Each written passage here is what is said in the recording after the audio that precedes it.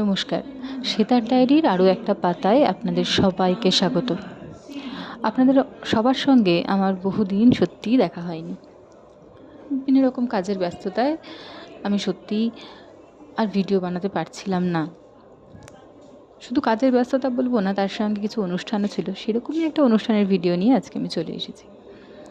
গত শনিবার মানে ৮ তারিখ একটি রবীন্দ্র নজরুল সন্ধ্যার আয়োজন করা হয়েছিল আমাদের এলাকার একটি লাইব্রেরিতে।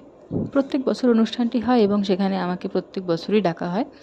এবছরও সেম আমার এবছরও প্রত্যেক বছরের মতনই নিমন্ত্রণ ছিল ওখানে।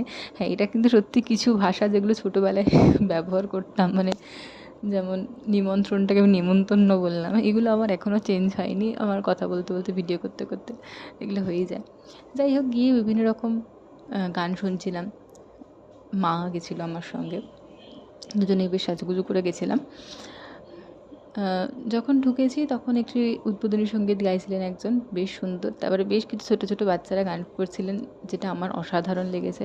এত ছোটো বাচ্চা এত সুন্দর হারমোনিয়াম বাজিয়ে তার সঙ্গে তবলায় তাল মিলিয়ে গান গাইছিল, বেশ ভালো লাগলো। তারপরে এলো আমার গানের পালা। রবীন্দ্রনাথের ভানু সিংহের পদাবলীর একটি গান, সাওয়ানে গাগনে, এটি সেদিন আমি উপস্থাপনা করেছিলাম সবার সামনে। শুনুন, যদি গানটি একটু ভালো লেগে থাকে আমাকে অবশ্যই কমেন্ট করুন।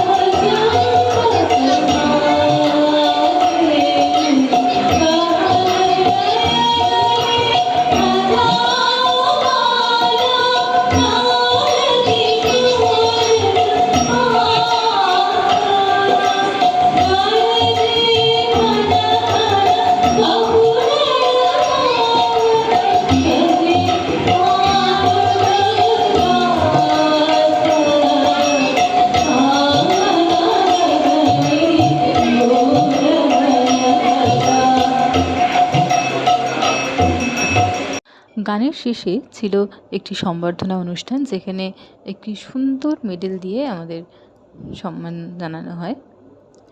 এরপরেই চলে আসে নাচের অনুষ্ঠান, যেখানে বেশ কিছু নৃত্যশিল্পী তাদের নৃত্য প্রদর্শন করেন এবং আমাদের সত্যিই সকলের চোখ জুড়িয়ে যায়। এত সুন্দর আয়োজন সত্যিই দেখার মতন। এভাবে নাচের অনুষ্ঠানের মাধ্যমেই আস্তে আস্তে অনুষ্ঠানের সমাপ্তি টানা হয়। অনুষ্ঠানটি এতটাই কাছের, প্রত্যেক বছর নজরুল জয়ন্তী পেরোনোর পরই মনে হতে থাকে কবে যে শুরু হবে। এদিনও ফিরতে বেশ রাত হয়ে গেছিলো অনুষ্ঠান শেষ করে। আমি আর মা একটু তাড়াতেই ছিলাম। গলায় মেডেলটা পরেই হাঁটছিলাম রাস্তা দিয়ে, অনেক লোকই দেখছিল, ভালো লাগছিল। সত্যি বলতে কি, বড় হয়তো হয়েছি বয়সে, কিন্তু কিছু বাচ্চাদের মতন কাজ করতে এখনও ভালো লাগে।